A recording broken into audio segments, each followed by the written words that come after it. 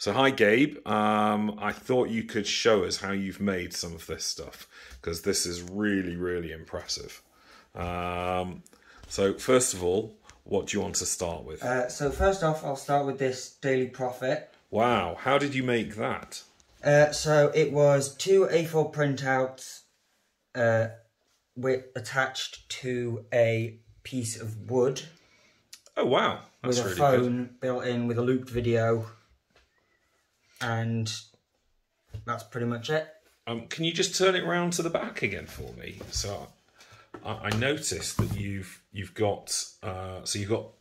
Is that how you've held it in place? How does that so work? it's been held. So it just swings up, and then you can get the phone.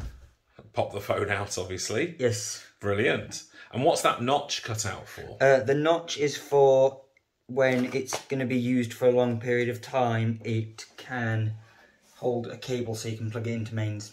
So you've done woodwork there. That's okay. You just turn it around. So you've done woodwork. You've done some kind of printing, and you're using video there as well. Yes. So what is that? An old phone that you've used? Yes. Oh, that's brilliant. It looks really authentic. Okay.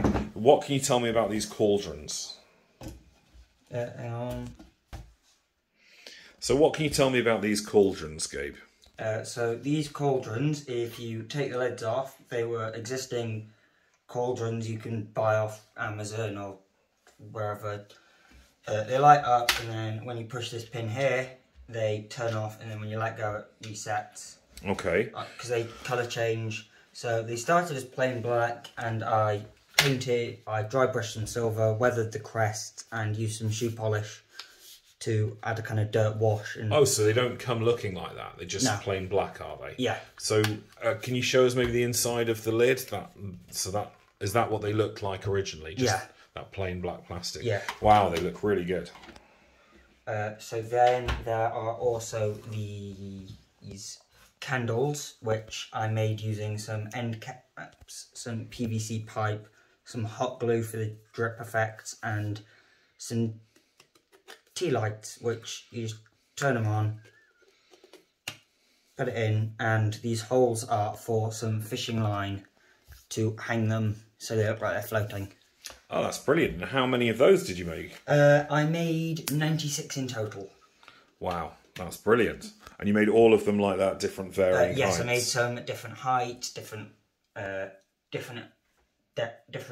drip types, and all sorts. Excellent.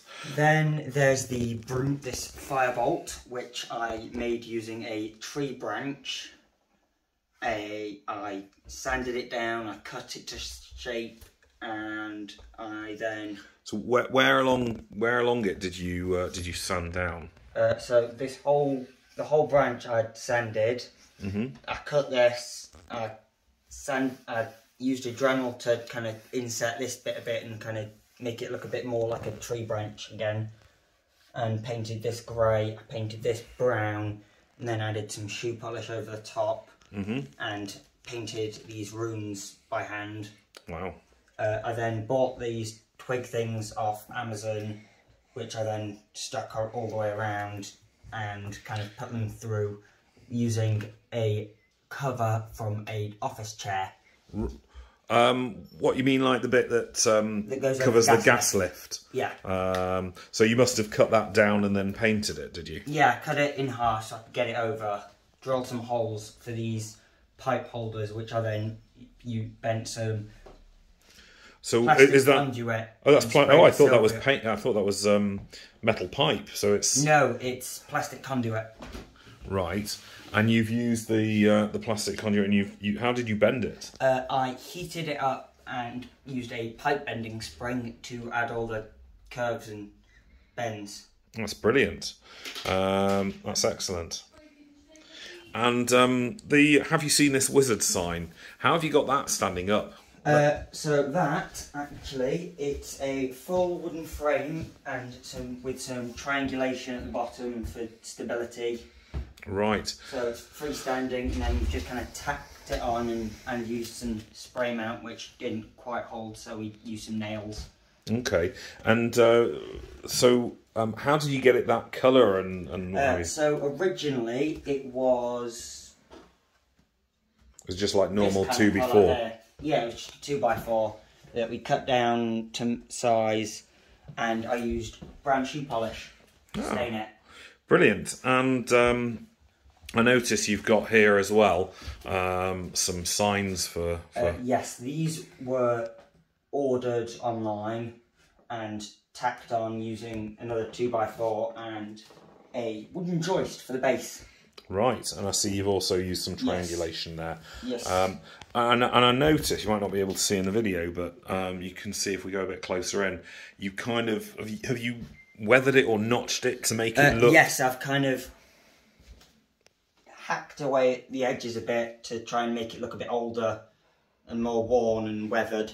And did you use the shoe polish on that as well? Yes, that was also shoe polish, so it kind of ties in with it.